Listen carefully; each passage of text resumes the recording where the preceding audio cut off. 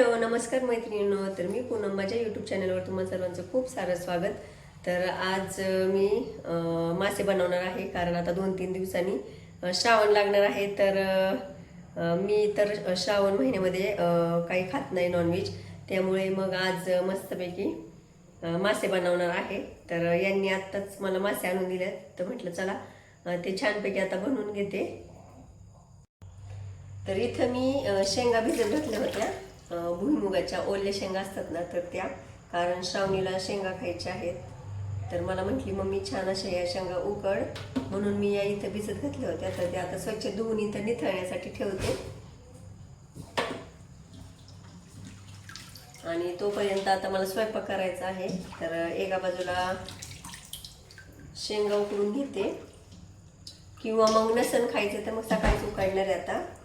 पण आता मासे आधी मला बनवायचे आहेत, कारण परत जेवणाला उशीर होईल, त्यामुळे आता आधी स्वयंपाक करते. आणि शेंगा मी सकाळीच उकडणार आहे, कारण आता शेंगा उकडल्या तरी पण काही खाणार नाही, कारण जेवणाचा टायमिंग होत आलाय, कारण ते जेवणच करतील सर्वजण. तर शेंगा मी आता उद्याच उकडणार आहे, पण धुवून स्वच्छ ठेवते, कारण त्याला भरपूर सारी माती लागलेली आहे.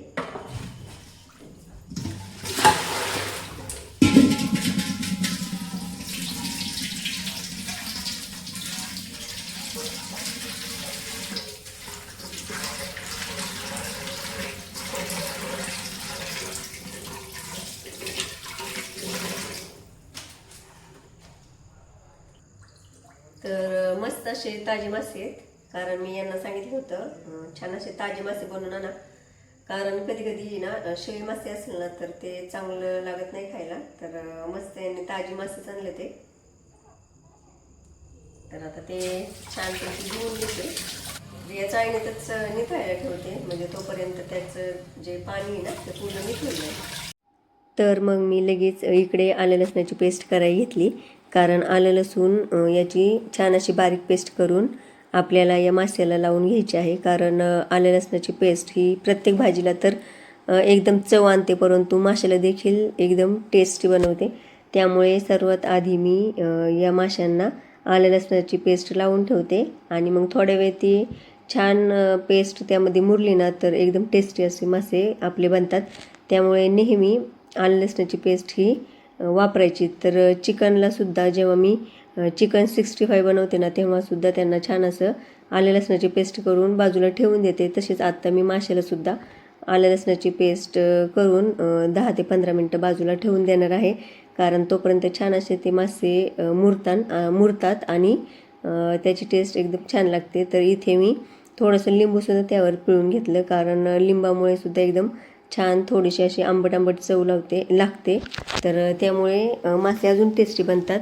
तर चिंच देखील आपण पाण्यामध्ये भिजून घालून थोडीशी त्याचा कोळ जर या माशांना लावला ना तरीसुद्धा एकदम भारी मासे होतात आणि एकदम टेस्टी मासे होतात. परंतु आत्ता माझ्याकडं चिंच नव्हती, त्यामुळे मग मी लिंबू पिळून थोडंसं बाजूला ठेवून दिलं.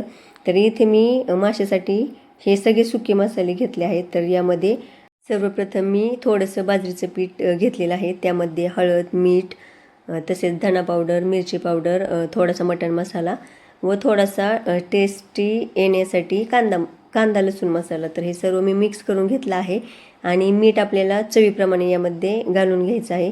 तर हे सर्व छान असं मिक्स करून घ्यायचं. तर बाजरीच्या पिठामुळे आपल्या माशाला एकदम गावरान पद्धतीने मासे बनले जातात. तर त्यामुळे मी नेहमी बाजरीचं पीठ यासाठी वापरते.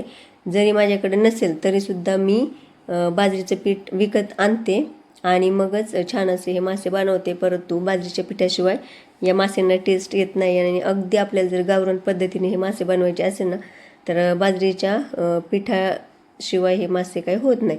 तर ही माझी आईची मासे बनवण्याची पद्धत आहे. तर तिने देखील मासे बनवले ना तर एकदम टेस्टी होतात, आणि ते आम्ही एवढ्या आवडीने खातो ना की मी तर सांगू शकत नाही, एवढी टेस्टी होतात. तर छान तीच पद्धत मी इथे वापरलेली आहे. तर हे सर्व मिक्स करून यामध्ये मी थोडंसं पाणी घालून तो मसाला थोडासा असा ओला करून घेणार आहे, जेणेकरून आपल्या सर्व माशांना छान असा लागला जाईल. तर इथे मी प्रत्येक पीस या मसाल्यामध्ये असं छानपैकी त्याला मसाला लावून घेतलेला आहे आणि दुसऱ्या डिशमध्ये काढून घेतलेला आहे. तर एकदम छान प्रकारे तो मसाला या माशांना मुरला जातो. तर जवळजवळ आपण अर्धा तास ते मॅरिनेट करण्यासाठी फ्रीजमध्ये ठेवून देणार आहे. तोपर्यंत आपली बाकीची कामेसुद्धा इकडे उरकून होतात. तर अशा पद्धतीने एकदम छान असा हा मसाला लावून ठेवायचा. तर यामध्ये थोडीशी कोथिंबीर टाकली ना तरीसुद्धा चालते. तर इथे मी छान असा मसाला लावून मॅरिनेट करायला ठेवून देते. तोपर्यंत माझ्या भाकरी होतील आणि भाकरी झाल्यानंतर मी त्याच तव्यामध्ये मस्त असं हे मासे फ्राय करणार आहे. तर चला, तुम्ही बघू शकता एवढे सारे मासे आहेत. तर पूर्ण मी त्याला मसाला लावून ठेवला आहे आणि अर्धा तासात ते छान भाकरी होईपर्यंत मॅरिनेट होईल. मग नंतर मस्त अशा तळूयात. तर मग इथे मी थोडीशी माशाची पातळ भाजी बनवायची होती. मग मस्त अशी थोडीशी लपथपीतच भाजी घेतली, कारण भातासाठी पातळ भाजी ही लागतेच. तर मग आधी मी ती बनवून घेतली आणि नंतरून दुसऱ्या गॅसवर ठेवली. म्हटलं तोपर्यंत तिकडे ती शिजून होईल आणि इकडे माझ्या भाकरी देखील होतील, कारण तव्यामध्ये मग पुन्हा मला मासे तळायचे होते.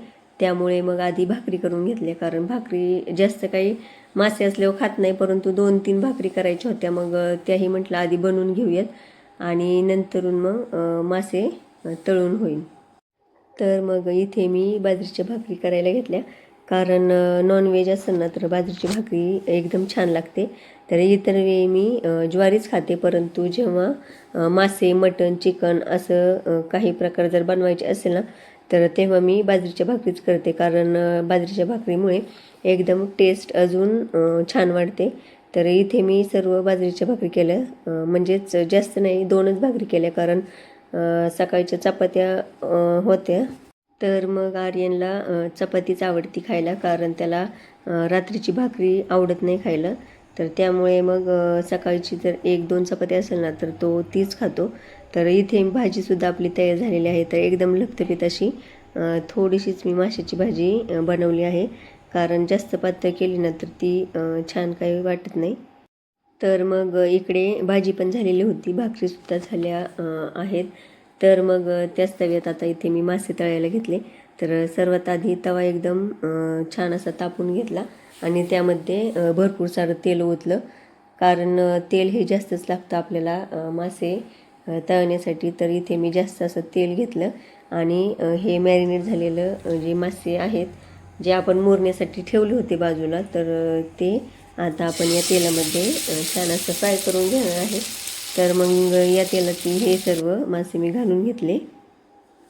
तर तव्यामध्ये मासे टाकण्याआधी पुन्हा एकदा त्याला मसाल्याचा हात थोडासा लावून घ्यायचा, म्हणजे सर्व बाजूंनी एकदम छान असा मसाला पुन्हा एकदा लागला जातो आणि मासे एकदम छान कुरकुरीत होतात. तर मस्त इथे आता आपण फ्राय करून घेणार आहे.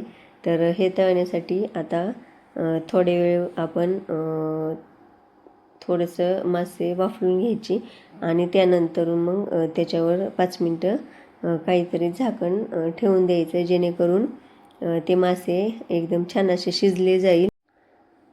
तर इथे मी 5 मिनिटांनी पुन्हा हे झाकण काढलेलं आहे आणि हे मासे पुन्हा पलटी करून घेणार आहे आणि दुसऱ्या बाजूने सुद्धा आपल्याला अशाच प्रकारे 5 मिनिटे मासे वाफवण्यासाठी झाकण ठेवून घ्यायचं आहे. आणि मस्त जास्त तेल ओतल्यामुळे छान असे मासे आपले फ्राय होतात. तर इथे हे मासे तुम्हाला पलटी केल्यावर थोडेसे कॅमेऱ्यामुळे काळे दिसत असतील, परंतु हे एकदम छान असे कुरकुरीत झालेले आहे व छान असे परतले आहे आणि एकदम कलरसुद्धा एकदम छान झालेला आहे. तर असं छान त्याला थोडंसं परतलं ना तर टेस्ट पण छान लागते आणि मासे मस्त असे आपले कुरकुरीतसुद्धा होतात. तर इथे छान दुसऱ्या बाजूने सुद्धा आता हे मासे मी तशाच प्रकारे छान असं फ्राय करून घेणार आहे. तर पुन्हा एकदा मी झाकण ठेवून मग 5 मिनटं तसेच ठेवले आणि 5 मिनटांनी आपले मासे तयार झालेले आहेत. तर तुम्ही पाहू शकता एकदम छान असे फ्राय झालेले आहेत आणि टेस्ट तर एवढी छान झाली होती की बस. तर आम्हा सर्वांना, म्हणजे घरातल्या सर्वांना असे मासे खूप सारे आवडतात. तर या पद्धतीने शक्यतो मी मासे छान असे बनवत असते आणि एकदम सोपी पद्धत आहे. तर इथे मी मस्त असे गरम गरम मासे फ्राय करून सर्वांना जेवायला वाढले. कारण गरम मासे खायला जेवढी मजा येते ना, तर तेवढी थंड झालेले मासे खायला मजा येत नाही. तर त्यामुळे मग मस्त असे सर्वांना मासे फ्राय करून जेवायला वाढले.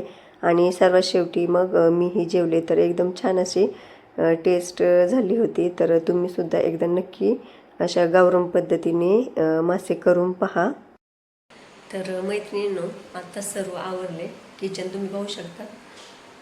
तर खूप दमले आता, कारण दिवसभर पण बाकीची कामं असतात आणि संध्याकाळी पण स्वयंपाक झाला ना, जेवण वगैरे केलं ना, तरी भांडी वगैरे सर्व किचन आवरूनच मग जावं लागतं. तर त्यामुळे मी आता सर्व आवरले. भांडी पण भरपूर होती, तर भांडी पण पूर्ण घासलेत. म्हणजे किचन एकदम क्लीनच वाटतं.